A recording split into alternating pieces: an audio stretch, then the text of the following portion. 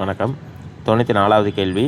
2 நபர் 2 வேலையை 2 நாளில் செஞ்சாங்கன்னா 20 நபர் 20 வேலையை எத்தனை நாளில் செய்வாங்கன்னு சொல்லி கேட்டிருக்காங்க. இந்த கேள்விக்கு எப்படி விடையளிக்கணும்னு பார்த்தீங்கன்னா, நாம் கண்டுபிடிக்கிறத நம்ம எக்ஸ்ன்னு வச்சுக்கணும். எக்ஸ் இஸ் ஈக்குவல் டு இப்போ நமக்கு எந்த விஷயம் தெரியல, எத்தனை நாளில் முடிப்பாங்கங்கிற இதுதான் நமக்கு தெரியல. ஃபஸ்ட்டு இது ரெண்டையும் கம்பேர் பண்ணி பார்க்கணும். நபர்களோட எண்ணிக்கை அதிகமாகுது, கண்டிப்பாக நாட்களோட எண்ணிக்கை குறையும். ஸோ ஆட்கள் அதிகமானால் நாட்கள் குறையும். அப்போ இது ரெண்டும் எதிர்மாறல் இருந்தால் என்ன செய்யணும்னா, நமக்கு இந்த 2/20 இருக்குல்ல, அதை அப்படியே எழுதிக்க வேண்டியது தான், பெருக்கல். அடுத்தது இந்த வேலையும் நாளையும் ஒப்பிட்டு பார்க்கணும். வேலை அதிகமாகுது, கண்டிப்பாக வேலை அதிகமானால் நாளும் அதிகமாகும். சரியா? அப்போ இது நேர்மாறல் இருக்குது. நேர்மாறல் இருந்தால் இந்த 2/20ங்கிறத தலைகளாக எழுதணும். 20/2 பெருக்கல் இந்த ஒரு நாள் இருக்குது பார்த்திங்களா, அதை இதோட பெருக்க வேண்டியதுதான். இதை சுருக்கப்பட்ட விடை 20க்கு 20 அடிச்சிடலாம், 2க்கு 2 அடிச்சிடலாம். ஸோ அப்போ எக்ஸ் இஸ் ஈக்குவல் டு 2 நாள். இதான் இதற்கான விடை. முக்கோணம் ஏபிசியில் கோணம் ஏ 90 டிகிரி, கோணம் பி 60 டிகிரி, கோணம் பி கோணம் சி இதோட கோண இருசம வெட்டி பிடிசிஇ எனில் கோணம் இசிடியோட மதிப்பு என்னன்னு கேட்குறாங்க. இது 95வது கேள்வி. இதுக்கு ஒரு படம் ஒன்று எளிமையாக வரைஞ்சோம்னா நமக்கு ஈஸியாக புரியும். கோணம் ஏ 90 டிகிரின்னு கொடுத்ததுனால கண்டிப்பாக இது ஒரு செங்கோண முக்கோணம். இது ஏன்னு வச்சுக்கலாம், ஏன்னா இது 90 டிகிரி. இது பின்னு வச்சுக்கலாம், இதை சின்னு வச்சுக்கலாம். இப்போ பி எத்தனை டிகிரி கொடுத்துருக்காங்க? 60 டிகிரி கொடுத்துருக்காங்க. இப்போ பியிலேருந்து ஒரு கோண இருசம வெட்டி வரைகிறாங்க. அந்த கோண இருசம வெட்டி எங்கே போய் சந்திக்குது? பி டியில் போய் சந்திக்குது. எப்பொழுதுமே ஒரு கோணத்தினுடைய இருசம வெட்டிங்கிறது அந்த கோணத்தை 2ஆக பிரிக்கும். 60ங்கிறது அப்புறம் எப்படி பிரிக்கும்? இது 30 30ன்னு பிரிச்சுக்கும். சரிங்களா? ரைட். அடுத்தது இந்த கோணம் சியோட மதிப்பு நமக்கு தெரியாது. இங்கே 90, இந்த கோணம் பி ஃபுல்லாக 60. அப்போ 90ஐயும் 60ஐயும் கூட்டினா 150. மீதி இருக்கிற அந்த 30 தான் இந்த கோணத்தினுடைய அளவாக இருக்கும். சி வந்து 30 டிகிரி. இப்போ சியிலையும் என்ன பண்ணுறாங்க? ஒரு கோண இருசம வெட்டி வரைகிறாங்க. அது சிஇ அப்படிங்கிற கோடாக போகுது. அப்போ இந்த 30 எப்படி பிரியும்? 15 டிகிரி 15 டிகிரின்னு பிரியும். இப்போ நமக்கு கேட்டிருக்க கோணம் மதிப்புனா இசிடியோட கோணம் கேட்டிருக்காங்க. கோணம் இ எங்கே இருக்குது? இசிடி, அதாவது இங்கே இ வச்சுக்கிட்டாலுமே இசிடிங்கிற இந்த மதிப்பை தான் கேட்குறாங்க, 15 டிகிரி. ஸோ அப்போ இசிடியோடைய மதிப்பு 15 டிகிரி. இதான் ஆன்சர். 96வது கேள்வி. எது பெரியது? 2/15, 16/5, 4/40, 8/20. 2 15 தடவை போட்டு பெருக்கலாம், நமக்கு அதுவும் நேரம் பத்தாது. 16 5 தடவை போட்டு பெருக்கிறதுக்கும் நேரம் பத்தாது. 4 40 தடவை போட்டு பெருக்கணுமா, 8 20 தடவை போட்டு பெருக்கணுமா? இதை இப்படி நீங்கள் எக்ஸ்பான்ஷன் பண்ணி நீங்கள் அதோடைய எது பெரியதுன்னு கண்டுபிடிச்சிங்கன்னா உங்களால் கண்டிப்பாக நேரமே பத்தாது. அப்போ என்ன பண்ணணும்னா, எல்லாத்தினுடைய பவர் அடிமானத்தையும் பாருங்களேன். 2 16 4 8 இருக்கு. அப்போ எல்லாத்தோடைய அடிமானத்தையும் 2னுடைய மடங்கு அடுக்காக நம்மளால் எழுத முடியும். ஸோ அப்போ இந்த 2/15 அப்படியே வச்சுக்கோங்க.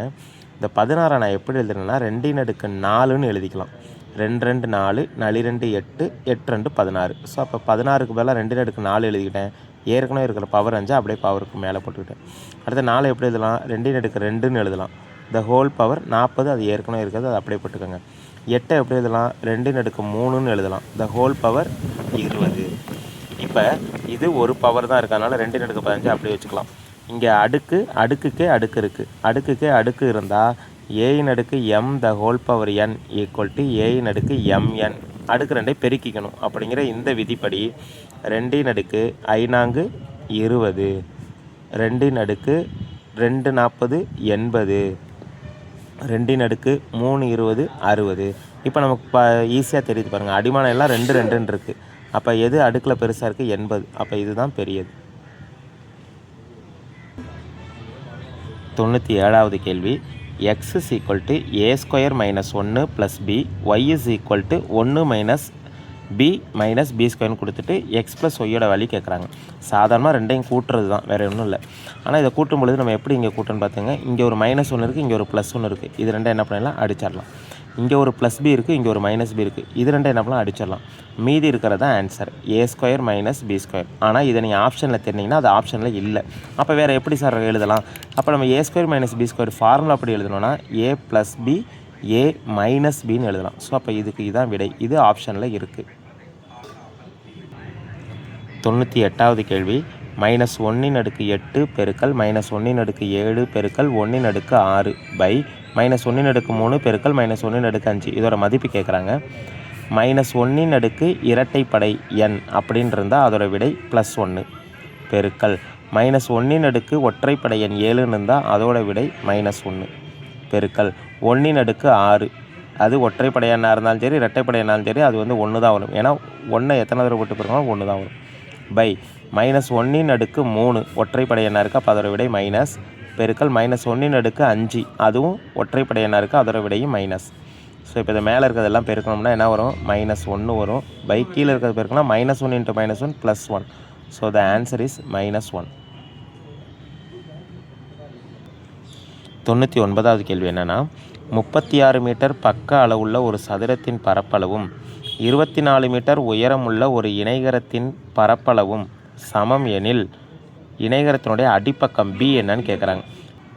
ஸோ இந்த இரண்டினுடைய பரப்பளவும் சமம் அப்படின்னா அந்த இணைகரத்தினுடைய அடிப்பக்கம் என்னன்னு கேட்குறாங்க. இது சிம்பிளாக போடலாம். எப்படின்னா இதை சதுரத்தினுடைய பரப்பளவுக்கு ஃபார்முலானா a² இணைகரத்தின் பரப்பளவுக்கு என்ன ஃபார்முலா b × h. இதில் சப்ஸ்டியூட் பண்ணுங்கள். a² பக்கம் இன்ட்டு பக்கம் 36 × 36 b இது நமக்கு தெரியாது. b அப்படியே வச்சுக்கோங்க இன்ட்டு ஹெச்சோட வேல்யூ 24. ஸோ அப்போ b வேணும்னா இந்த 24 இங்கே தள்ளி விட்டுறலாம். 36 பெருக்கல் 36 பை 24 = b. ஸோ இப்போ 12 2 24 18 2 36 ஈராறு 12 மூவாறு 18 ஓரன் 2 18 2 36 b = 54 மீட்டர். இப்போ நம்ம 100வது கேள்வி பார்க்க போகிறோம். ஒரு வட்ட வடிவ புல்வெளியை சுற்றி அலங்கரிக்க 1 மீட்டருக்கு 50 ரூபாய் வீதம் மொத்தம் ரூபாய் 11,000 செலவாகிறது எனில் அதோடைய விட்டம் என்னன்னு கேட்குறாங்க. ஸோ ஃபர்ஸ்ட் நம்ம என்ன ஒரு படம் வரைஞ்சிக்கலாம். இதோட ஆரம் நமக்கு தெரியாது. ஆனால் இந்த வட்டத்தை சுற்றிலும் வேலி அமைக்கிறதுக்கு மொத்தம் எவ்வளோ செலவாகுதான் 11,000. ஒரு சதுர மீட்டருக்கு 50 ரூபாயாம். அப்போ ஒரு மீட்டருக்கு 50ங்கிறாங்க. நமக்கு மொத்தம் 11,000 செலவாயிருக்கா. அப்போ நான் என்ன பண்ண போகிறேன்னா 11,000 50ஆல் வகுக்கும்போது எவ்வளவு மொத்த சுற்றளவுங்கிறது நமக்கு தெரிஞ்சு போய்டும். ஓரஞ்சு 5 ஈரஞ்சு 10 ஈரஞ்சு 10 0 220. ஸோ 220 மீட்டர் அதோடைய சுற்றளவாக இருக்குது. புரியுதுங்களா எப்படி கண்டுபிடிச்சேன்னு? அதாவது ஒரு மீட்டருக்கு 50 ரூபா செலவாகுதுன்னு சொல்லியிருக்காங்க. நமக்கு மொத்தம் 11,000 செலவாயிருக்கு. அப்போ எத்தனை மீட்டர் இருந்தால் நான் 11,000 ரூபா காசை கொடுத்துருப்பேன் அப்படிங்கிறத நம்ம முதல்ல கண்டுபிடிக்கணும். அதுக்கு என்ன பண்ணலாம் 11,000 50ஆல் வகுத்தோம் அப்படின்னா நமக்கு நம்மளுடைய சுற்றளவு எவ்வளோன்னு கிடைக்குன்னா 220ன்னு கிடைக்குது. ரைட். இப்போ நம்ம விட்டம் கண்டுபிடிக்கணும். அப்போ சுற்றளவுக்கு ஃபார்முலா என்ன 2πr = 220. சரிங்களா. இப்போ இதில் 2 பையோட மதிப்பு 22/7 × r தெரியாது = 220. ஸோ ஆரை மட்டும் நான் இங்கிட்ட வச்சுக்கிறேன். மீதி எல்லாத்தையும் அங்கிட்டு தள்ளி விடும் பொழுது 220 × 1/2 × 7/22. ஸோ அடிக்கும் பொழுது ஓர் 22 22 பைத் 22 220 ஓரன் 2 I2 10. So r = 35 metre. நமக்கு ஆரம் கேட்கலை விட்டம் கேட்டிருக்காங்க. அப்போ விட்டம் டயாமீட்டர் வேணும்னா இதை 2ஆல் பெருக்குனா 70 மீட்டர். இதுதான் விடை.